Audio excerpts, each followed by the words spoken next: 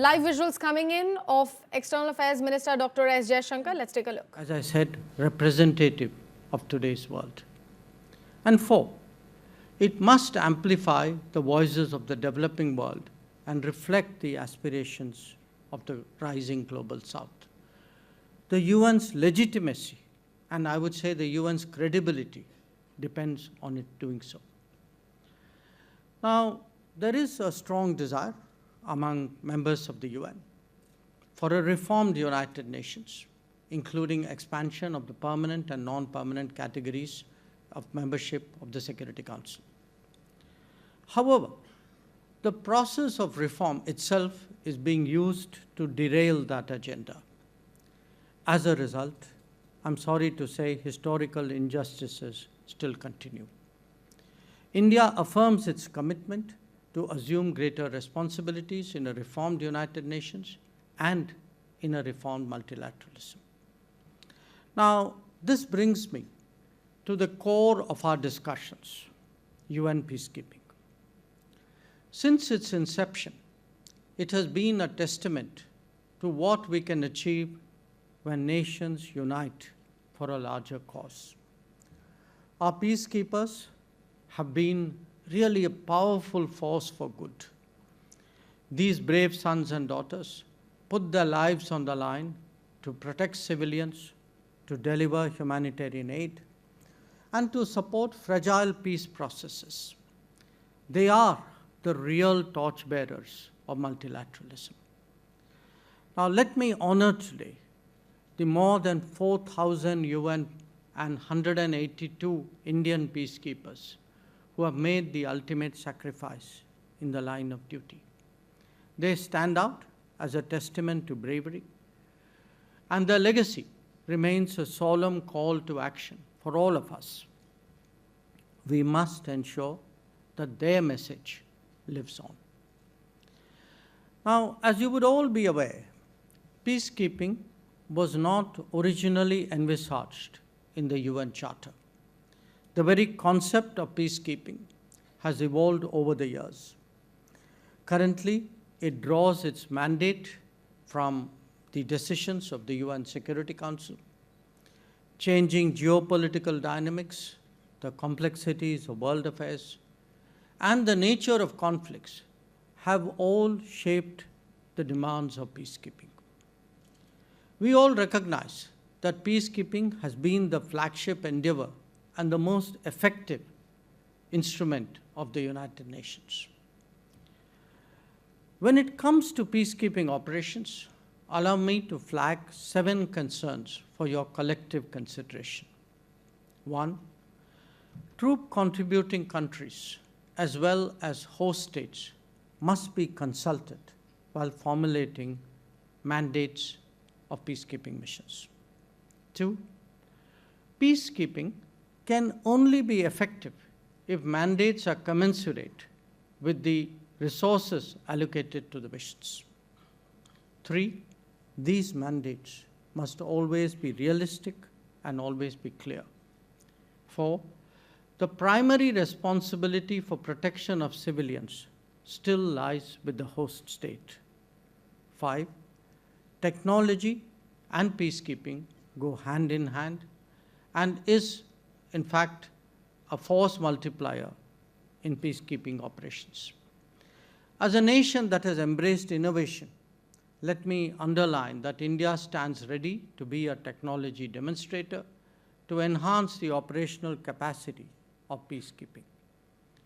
6, to address the needs of strategic communication, we must strive to counter mis- and disinformation. The role of ICT is therefore very important. And 7, paramount importance must be given to the safety and security of peacekeepers. We must always ensure that perpetrators of any attack on them must be brought to justice. Now, ladies and gentlemen, the nature of conflict has clearly changed. The clear lines of state-on-state warfare have been blurred. We often face on the ground a complex and ambiguous matrix of non-state actors, of armed groups, and of terrorist organizations. These entities operate outside the norms of international law, employ asymmetric tactics from IEDs to cyber warfare, making our work more dangerous and more unpredictable. The traditional role of a peacekeeper as a buffer between two warring states has also evolved significantly. Today, our peacekeepers must be prepared to protect civilians from harm, respond to humanitarian crises, and yet operate in environments where the enemy wears no uniform and respects no rules. This difficult reality demands a new paradigm for peacekeeping. It requires enhanced training, sophisticated technology, and a reevaluation of our mandates. We must equip peacekeepers to deal with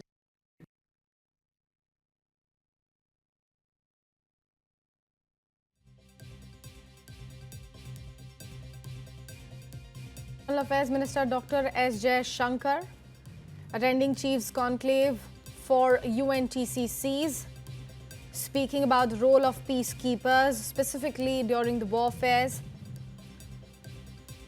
He advocated reform in the UN as well. Said for the UN to be reflective, it must first reform. He also suggested that UN should be expanded.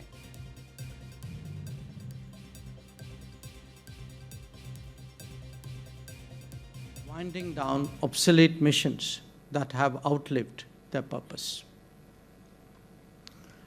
For India, participation in UN peace operations is a profound expression of our responsibility as a member state and of our belief in global commitments.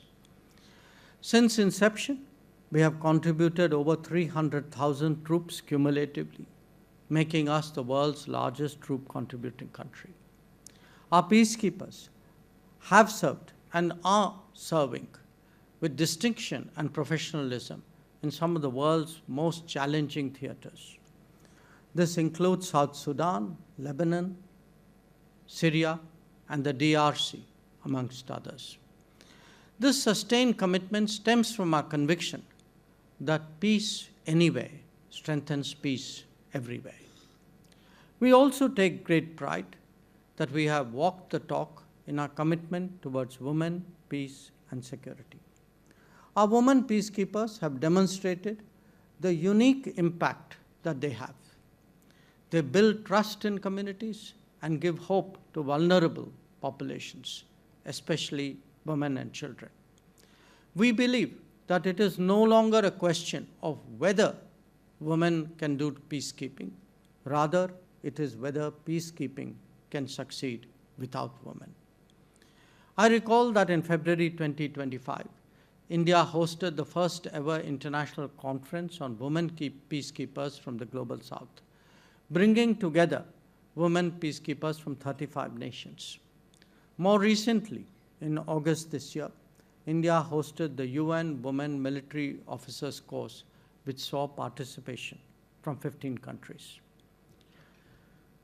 I'm also glad to note that this August gathering has, over the last 2 days, deliberated on issues closely associated with and important to the maintenance of peace and security. Peacekeeping is and will remain an important instrument of the UN in this pursuit. We need to adapt and we need to change according to the times so as to make peacekeeping more effective and more resilient. This is best reached through consultations and engagement between member states as we discuss the evolving nature of the future of peacekeeping. The Global South has both a particular contribution and a particular relevance insofar as peacekeeping is concerned. Unfortunately, the maximum number of conflict zones are located there. In fact, the requirements of the Global South are themselves distinct, calling for unique, regional, and even local solutions. This is why conferences of this type are valuable in engaging on a single platform in the search for optimal solutions. India has always stood with our brothers and sisters of the Global South and will continue to help with our expertise and long-standing experience across all domains, including in peacekeeping. Let us therefore commit to working together, collectively, constructively, and by consensus, to shaping a renewed vision of peacekeeping, one that honors the sacrifices of the past, that adapts to the challenges of the present, and that commits to the promise of the future. I thank you for your attention.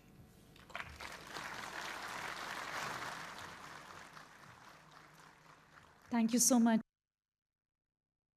S. Jaishankar addressing the gathering at UN TCC Chiefs Summit at the moment, speaking about the reform and some suggestions for the UNSC. He highlighted how there's a need for UNSC's expansion, how reform should be the top target.